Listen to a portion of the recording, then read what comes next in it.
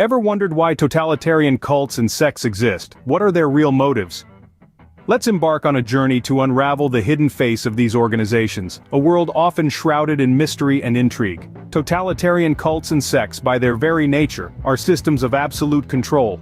These organizations are often characterized by rigid hierarchies, zealous loyalty to a charismatic leader, and an unyielding adherence to an all-encompassing ideology.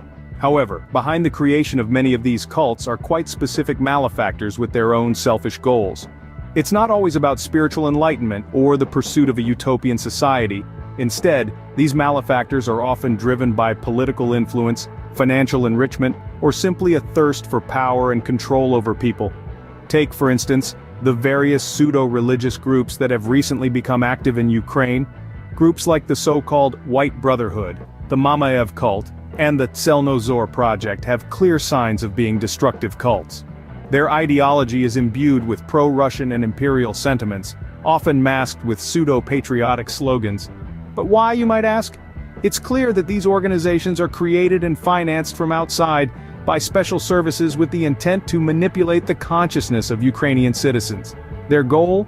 To decompose Ukrainian society from within, to distract attention from real threats. This is just one example of how these cults can operate.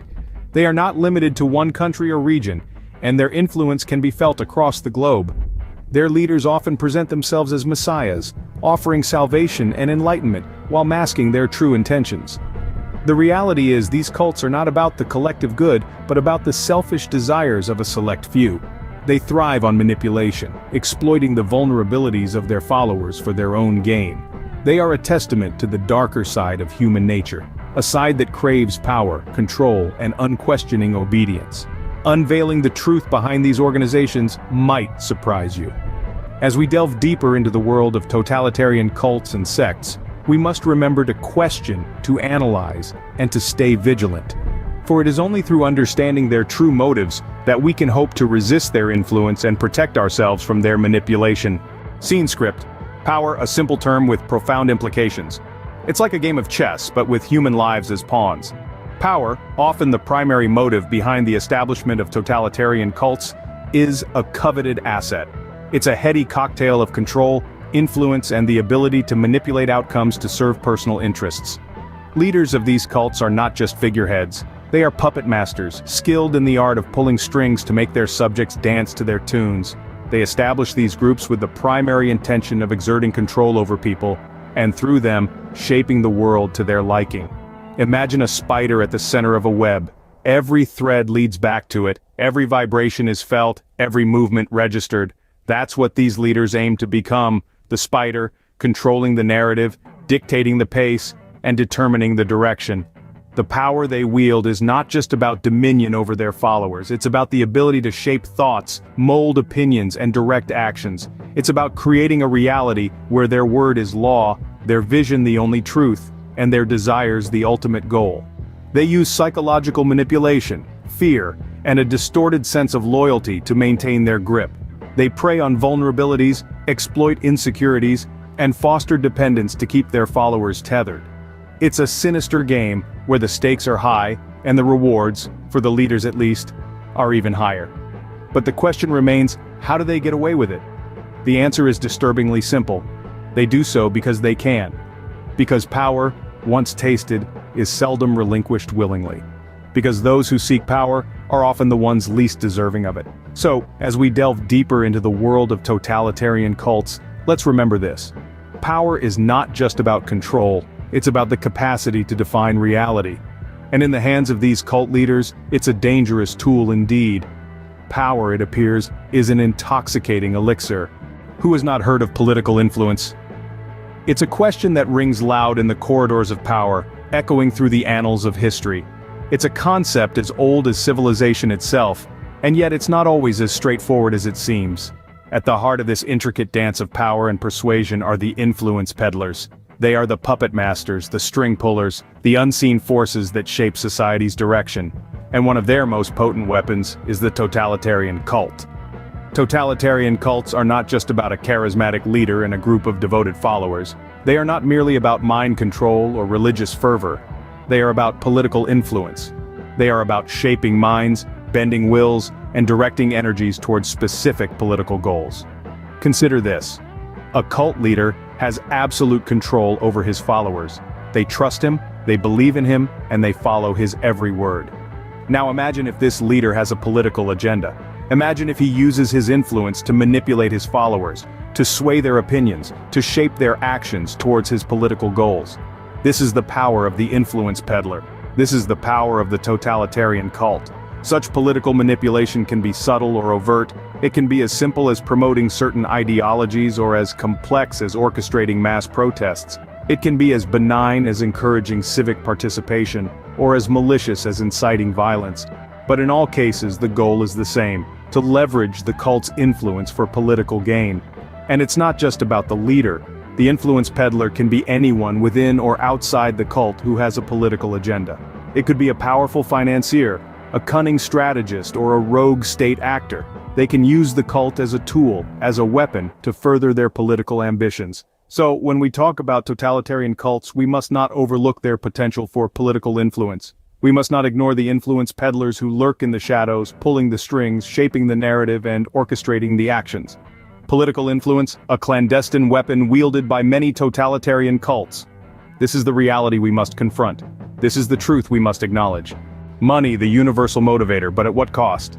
Picture this: a totalitarian cult not driven by faith or ideology, but by the simple, unadulterated pursuit of wealth. Sounds absurd, doesn't it? Yet the reality is that many of these organizations are not so much spiritual as they are commercial enterprises. They're in the business of selling dreams, false hopes, and a sense of belonging, all in exchange for cold, hard cash. The leaders of these cults, the so-called spiritual guides, are often nothing more than shrewd business people. They're masters of manipulation, exploiting the vulnerabilities of their followers to fill their own coffers. They promise salvation, enlightenment, and a better life. But what they're really peddling is deceit. These leaders are adept at creating a climate of fear and dependency. They convince their followers that the outside world is dangerous, that only within the safety of the cult can they truly thrive. This fear is a powerful tool, one that keeps the money flowing and the followers obedient. And it's not just about one-off donations or tithes. Many of these cults require their members to forfeit all their worldly possessions upon joining. Their houses, cars, savings, all of it goes straight into the cult's coffers. In return, the members get a sense of purpose, a community, a leader to follow. But at what cost? The cost, as it turns out, can be devastating. Financial ruin is a common fate for many who get caught up in these cults. They give everything they have, only to be left with nothing. And the leaders? They're living the high life, often in luxury and opulence, all thanks to the exploitation of their followers. So, the next time you hear of a new spiritual movement or a charismatic leader promising a better life, look a little closer. Is it about enlightenment or enrichment, faith or finance? Because behind the veil of spirituality, there may just be a money-making machine. The pursuit of wealth can lead to the darkest of places. Let's delve into a real-world example: Ukraine's pseudo-religious groups. In recent years, Ukraine has seen a surge in the activity of various pseudo-religious groups. These organizations, shrouded in a veil of spirituality and patriotism, are often nothing more than totalitarian cults with ulterior motives. A couple of vivid examples are the so-called White Brotherhood and the Mamayev cult. The White Brotherhood, despite its seemingly innocuous name, is far from a benevolent organization. Its doctrine is steeped in destructive ideologies, promoting pro-Russian sentiments and imperialistic views. The group's leaders use manipulative tactics to lure in unsuspecting individuals, promising them enlightenment and a sense of belonging, while their true intentions lie in the pursuit of power and control. Similarly, the Mamayev cult operates under the guise of religious devotion. Its followers are led to believe they are part of a divine mission, a narrative skillfully crafted to mask the group's real agenda. The cult's ideology is tainted with pseudo-patriotic slogans, designed to appeal to the nationalist sentiments of its members. Yet, beneath this patriotic facade, the cult serves as a tool for manipulation and societal decomposition. What's more alarming is the evidence suggesting that these groups are not self-contained. They are reportedly financed and created by external forces, specifically special services from Russia. The goal?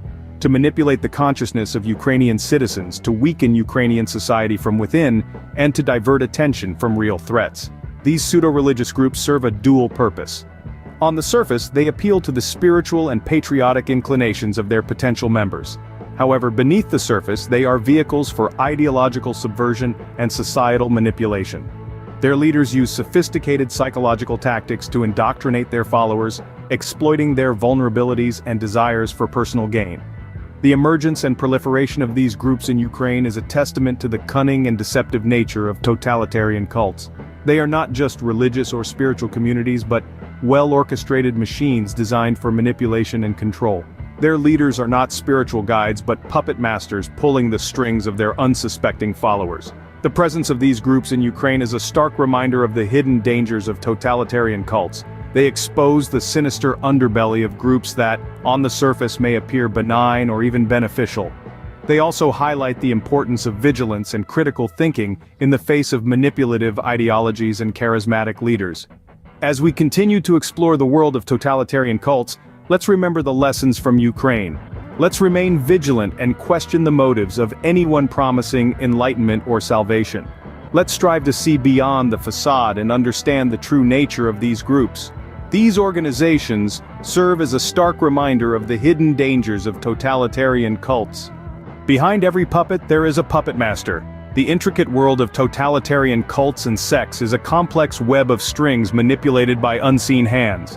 These puppet masters, often external forces, wield their influence with a deft touch, their goals as varied as they are nefarious. Consider the pseudo-religious groups active in Ukraine. They are not spontaneous eruptions of faith or ideology. Rather, they are carefully crafted and calibrated machines, designed for a very specific purpose: to manipulate society, to sow discord, and to distract attention from genuine threats. But who constructs these machines? Who pulls the strings and sets the stage? The answer, more often than not, lies beyond the borders of the nations these cults operate in. In the Ukrainian context, the role of special services in Russia cannot be overlooked. They are the hidden puppet masters, their hands deep in the creation and financing of these destructive cults. Their intent is to manipulate the consciousness of Ukrainian citizens, to decompose Ukrainian society from within.